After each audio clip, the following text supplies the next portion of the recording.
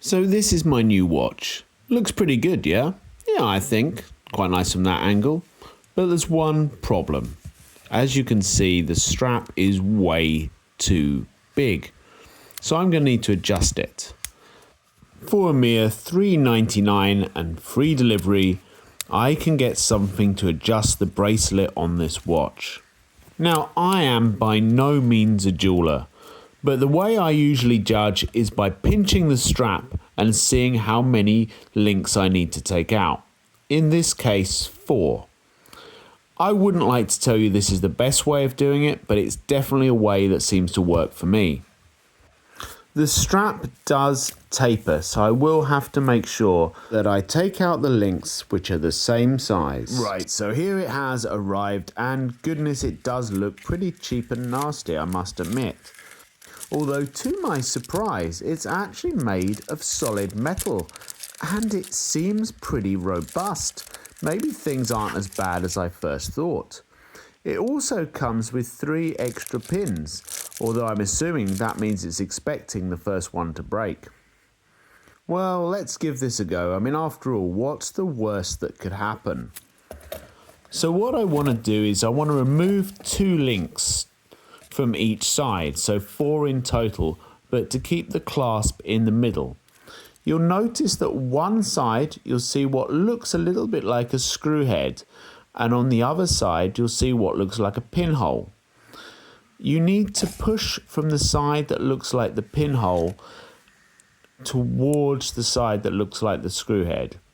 It's in fact not a screw head, it's a split pin, and you'll see when it pops out exactly how it works. Now, I did find this a little bit fiddly, but at risk of breaking the 4th wall, that was partly because there was a bloody great camera in front of my face, so I couldn't really see what I was doing. But once I lined it up properly with the hole, it was incredibly easy. Shockingly so, in fact.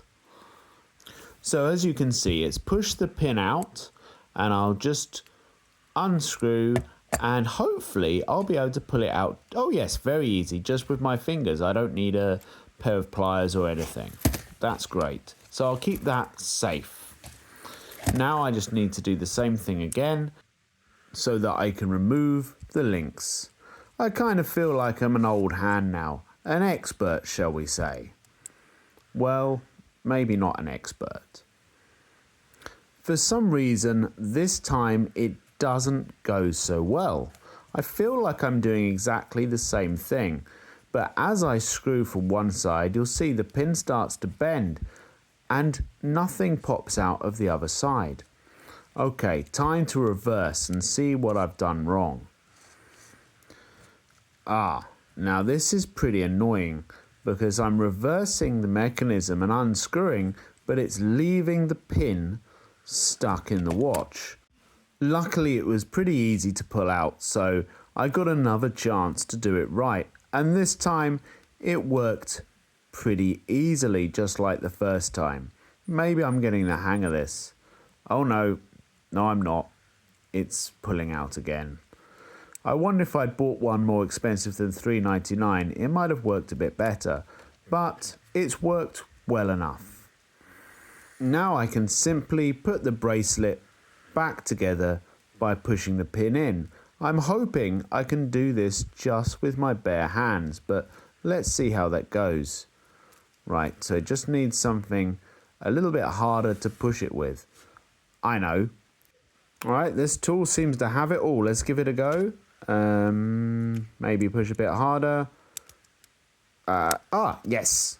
Spot on. There we go. That looks pretty good and not a scratch.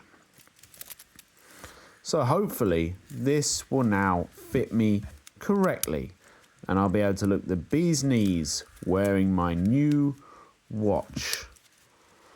Yup, I think that's pretty much spot on. I better keep these to make sure I don't lose them in case I put on a load of weight and end up with fatter wrists. But there we go. Yep, I'm pretty happy with that.